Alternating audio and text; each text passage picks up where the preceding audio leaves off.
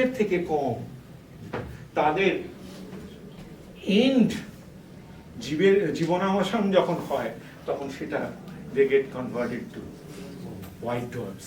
আর এই নিউট্রনস are also ফার্মিয়নস। এইটা ঘটে ম্যাসিভ স্টারসের ক্ষেত্রে। ম্যাসিভ স্টারসের ক্ষেত্রে তার আগে অনেক কিছু ঘটে, যার জন্য তার ভেতরে যে ম্যাটার সেটা অলরেডি কনভার্টেড টু নিউট্রনস। তার মানে একটা ফার্মিয়নিক সিস্টেম, অনেকগুলো ফার্মিয়নস, কালেকশন অফ নিউট্রনস, এবং তারা কম্প্রেসড হতে হতে একটা সময় পরে ওই pressure, degeneracy pressure, because of Pauli exclusion principle generated হয়। তার মানে অত ম্যাসিভ মহাকাশে ঘটছে quantum behaviour. These are quantum stars, not classical. সূর্য একটা ক্লাসিক্যাল স্টার, ওখানে ম্যাক্সওয়েল বোলজম্যানের ডিস্ট্রিবিউশন চলে, আইডিয়াল গ্যাস ইকুয়েশন ইউজ করে। এখানে পারবে the gas equations গুলো আর ডিফারেন্ট। সেখানে চন্দ্রশেখরের কন্ট্রিবিউশন, এস চন্দ্রশেখরের প্রেশার কিভাবে ভ্যারি করে ফর দিস ডিজেনারেট সিস্টেমস।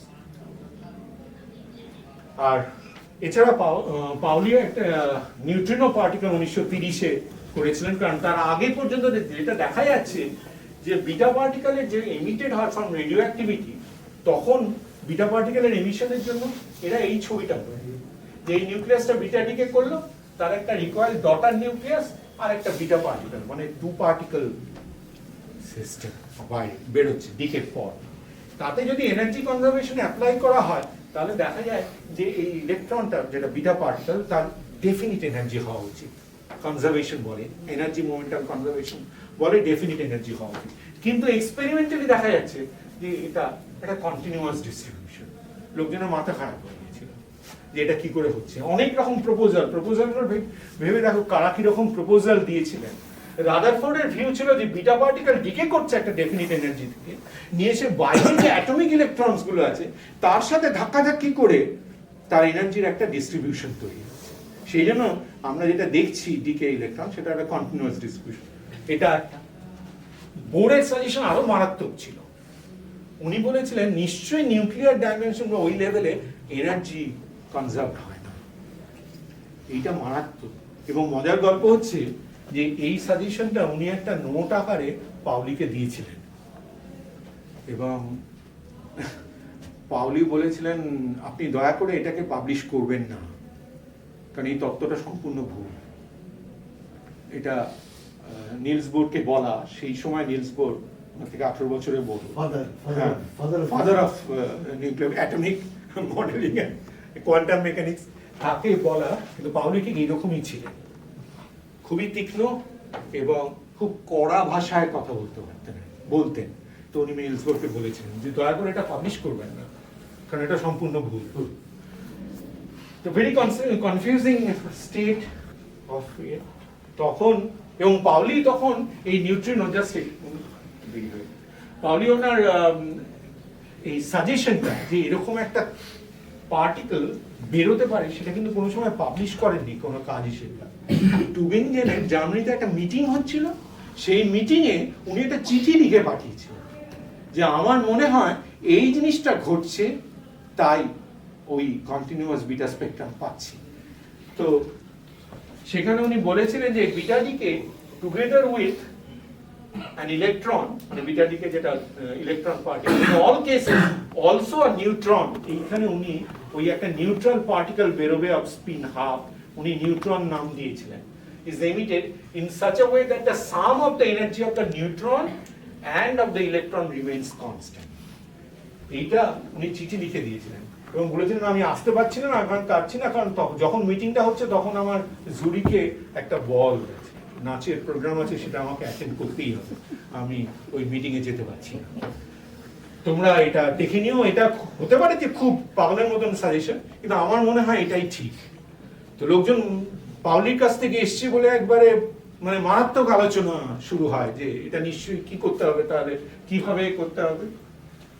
এবং পাউলির সাজেশন ছিল যে এই একটা পার্টিকেল বেরোচ্ছে, যেটা উনি মাসটা একটু ভুল গেস করেছিলেন, কিন্তু এটা বলেছিলেন যে এই পার্টিকেলটার, বলেছিলেন যে এটা প্রোটনের থেকে খুব কম, কিন্তু ইলেকট্রনের কাছাকাছি হতে পারে, এটা একটু ভুল।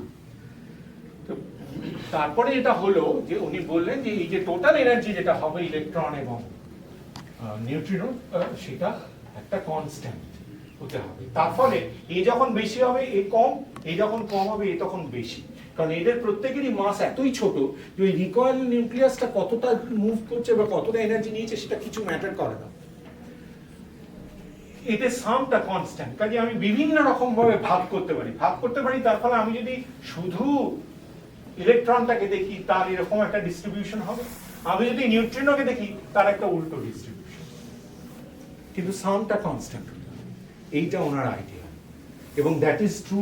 এবং ঠিক ওই আইডিয়ার উপর বেস করে পাউলি প্রপোজ করেছিলেন বিডাডিকে থিওরি ইন 1934। উনি 1930-এ বলেছিলেন, থিওরিটা ডেভেলপ করেছিলেন ফার্মি, এবং এই নিউট্রিনো নামটাও ফার্মি দেওয়া। এটা একটা ইটালিয়ান ওয়ার্ড, স্মল পার্টিকেল বলে, খুব ছোট্ট কণা। এবং বিডাডিকে নিউট্রিনো ওয়াজ ডিসকভার্ড, কিন্তু ডিসকভার্ড হয়েছিল অনেক পরে, এগুলো সবই তাত্ত্বিক। উনি মডেলটা দিয়েছেন, ফার্মি থিওরিটা ডেভেলপ করেছেন 1956-এ। এবং ওরা যখন এই কোয়ান আর ফ্রেডরিক এটা আবিষ্কার করে পাউলিকে একটা টেলিগ্রাম পাঠিয়েছিলেন, পাউলি বলেছিলেন হ্যাঁ যারা বিশ্বাস করে তাদের পক্ষে অপেক্ষা করাটা ঠিক, অপেক্ষা করলে সেই বিশ্বাসে মানে বিশ্বাসে মিলায় বস্তু, ওটা ওনার বিশ্বাস ছিল যে এটা হবে। তো এইবার আমি দেশে গেছি, এই যে পাউলি এফেক্ট এটা কিন্তু একটা জোক, এটা ইয়ে নয়, এটা কোনো প্রপার এফেক্ট নয়। ওনার এক্সপেরিমেন্টাল বন্ধুরা দেখতো যে যখনই উনি কোনো এক্সপেরিমেন্টাল ল্যাবে যাচ্ছেন সেখানে কিছু না কিছু যন্ত্র ম্যালফাংশনিং হচ্ছে কিংবা ইয়ে ভেঙে পড়ে যাচ্ছে, experimental setup, just because of the presence of Wolfgang Paoli. এটা একটা সুন্দর ছবি যেখানে এই জারটা ভেঙে গিয়ে কাঁচফাঁচ উড়ে বেরোচ্ছে, উনি হাসি মুখে দাঁড়িয়ে আছেন। মজাটা হচ্ছে এটা জোক, কিন্তু উনি না এটা না বিশ্বাস করতে, ক্রমশ যেন মনে হচ্ছিল যে পাউলি এটা বিশ্বাস করতে শুরু করেছেন সত্যি আমি কোন ল্যাবরেটরিতে কেঁদে। এবং সেই জন্য উনি না সেই সময় প্যারাসাইকোলজি নিয়ে প্রচুর কাজ করেছেন।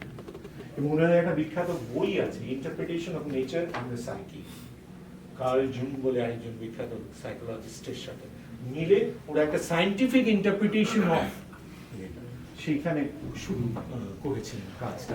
সাইকোলজি, হ্যাঁ অসাধারণ কাজ, হ্যাঁ অসাধারণ কাজ। সাইকোলজি অ্যান্ড সিনক্রোসিটি, মানে একসাথে হওয়া ঘটনাটা ঘটে, কাকতালীয় ভাবে হওয়াটার মধ্যে উনি বিজ্ঞান খুঁজেছিলেন, সেটার মধ্যে এই ঘটনাটা। তো যাই হোক, কেন প্রিন্স অফ ফিজিক্স সেইটাই আসছি। পাউলির এই চিঠিটা টু ম্যাক্স বর্ন 1955-এ, যেখানে উনি রিকালেক্ট করছেন, I will never forget the speech about me and for me that he gave at Princeton in 1945 after I got the Nobel Prize. It was like the abdication of a king installing me as a kind of elected son as his successor 1945. এটা উনি লিখেছিলেন max বর্নকে। সেখানে king হচ্ছেন professor Einstein আর the successor or the prince হচ্ছেন 45-year-old Wolfgang Pauli, Nobel prize পাওয়ার পর। সেই জন্য এটা প্রিন্স অফ ফিজিক্স। সবাই ওনাকে ভয় পেত এবং ওনার তাত্ত্বিক চিন্তা ভাবনা, এবং উনি শুধু পরিষ্কার নয়, ওনার শোনা যায় ভাষাও খুব খারাপ ছিল, কঠিন ছিল আর কি, মানে চাবুকের মতন লাগতো কোনো বিজ্ঞানের তত্ত্বকে ভুলভাবে ব্যাখ্যা করা দরুন। এই হচ্ছেন পাউলি। Thank you.